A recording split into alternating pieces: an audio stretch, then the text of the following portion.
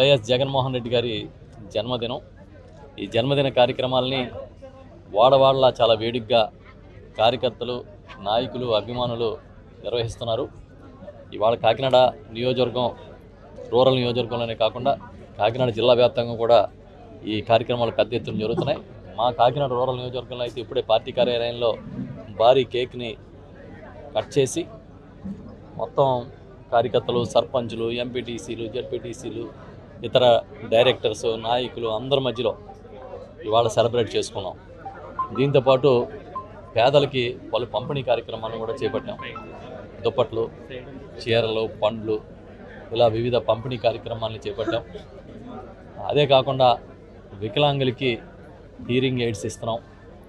దీంతోపాటు ఇవాళ ముఖ్యమంత్రి గారు లాంచ్ చేసిన విద్యార్థులకి ట్యాబ్స్ పంపిణీ కార్యక్రమాన్ని కూడా చేపట్టడం జరిగింది. ఇవే కాదు, రక్తదానాలు, ఇంకా కరప మండలంలో రక్తదాన కార్యక్రమాన్ని చేపట్టాం. ఇలా అన్ని మండలాల్లోని, అన్ని ప్రాంతాల్లోని భారీగా కార్యక్రమాలు నిర్వహిస్తున్నాం. వేలాది కార్యకర్తలు, జగన్ గారి అభిమానులు ఇవాళ ఈ ఒక్క నియోజకవర్గంలోనే పాల్గొన్నారంటే దాన్ని బట్టి చూడండి. అదేవిధంగా కాకినాడ జిల్లా వ్యాప్తంగా కూడా అన్ని గ్రామాల్లో జరుగుతున్నాయి. ఇది స్వచ్ఛందంగా, అభిమానంగా మా నాయకుడి జన్మదినానికి మేమందరం కూడా జేజేలు పలకడం, ఆయన బాగుండాలని కోరుకోవడం మాకు చాలా ఇష్టమైన కార్యక్రమం అన్నట్టుగానే అందరూ చేస్తూ ఉన్నారు. చాలా సంతోషం. ఎందుకంటే ఇవాళ జగన్మోహన్ రెడ్డి గారు అంటే ఒక పార్టీకి చెందిన నాయకుడు కాదు, ప్రజలకు చెందిన, ప్రజల ఆస్తి లాంటి నాయకుడు.